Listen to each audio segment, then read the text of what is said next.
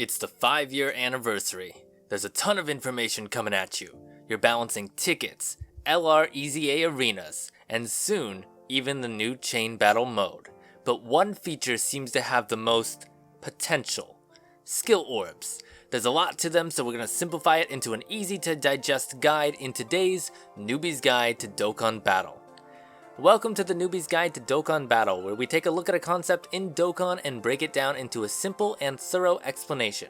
I'm Waffles the Asian Yenbear, and let's get started. And as always, I've got the timestamps on screen and in the description. You can go ahead and skip around, but we're going to cover the different rarities and requirements, how to equip them, what they do, which ones are the best, how to make the most of your skill orbs, and how to get more of them. So let's jump into it. Now the first thing we should talk about are the rarities. You've got bronze, silver, and gold. Silver being harder to get than bronze, and gold being harder to get than silver. You know the drill. But each rarity also has a different requirement to equip them in the hidden potential system. Bronze is a freebie. As long as the unit is awakened to UR or higher, you can use it. Silver skill orbs require your character to have a super attack level of at least 10, and gold requires you to have at least 2 dupe paths unlocked on the character.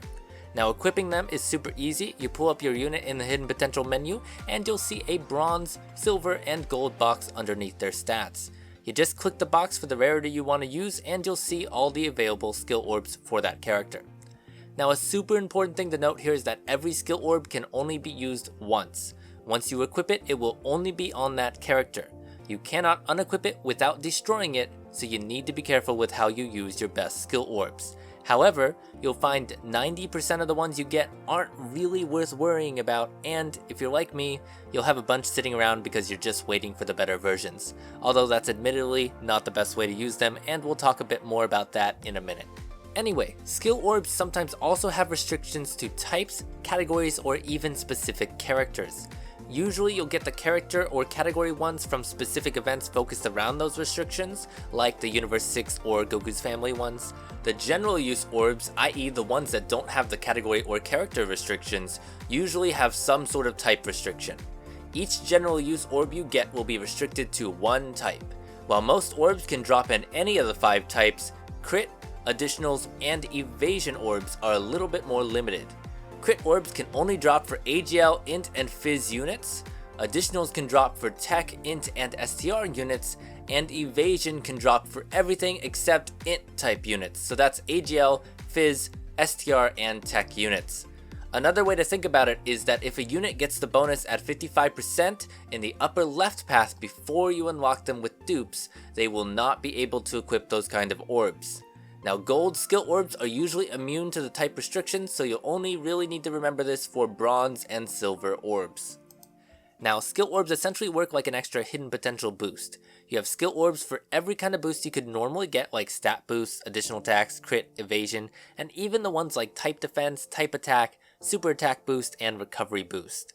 If you want to see more info about what specifically each of those traits do, I've got another guide going over the entire hidden potential system with a section on each of those traits that you can check out in the description down below. But the big thing that you're looking for is crit boosts, additional attacks, and maybe evasion skill orbs for supports.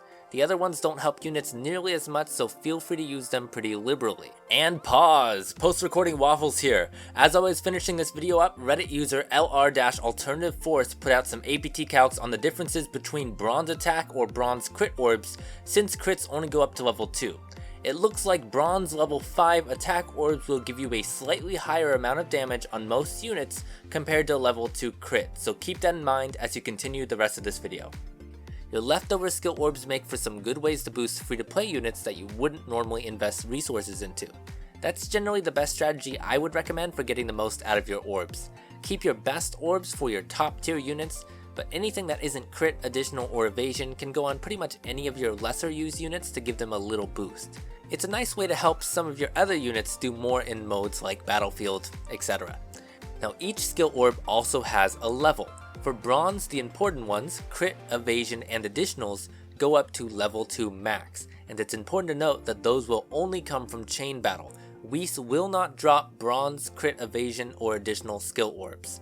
For silver, it can go up to level 5 depending on the event that you're getting them from. Level 5s will usually also come from chain battle, and gold can also go up to level 5, again from Chain Battle. The Whis event only drops up to level 3 for silver and gold. Now each of those levels correspond to their given hidden potential values, so for evasion that's 1% per level.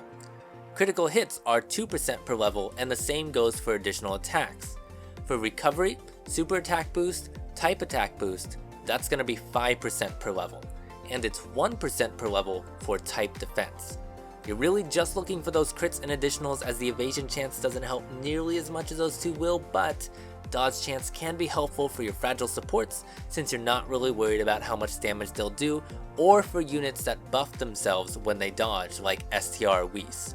For the stat boost ones, it's going to be 100 per bronze level, 200 per silver level, and 300 per gold level.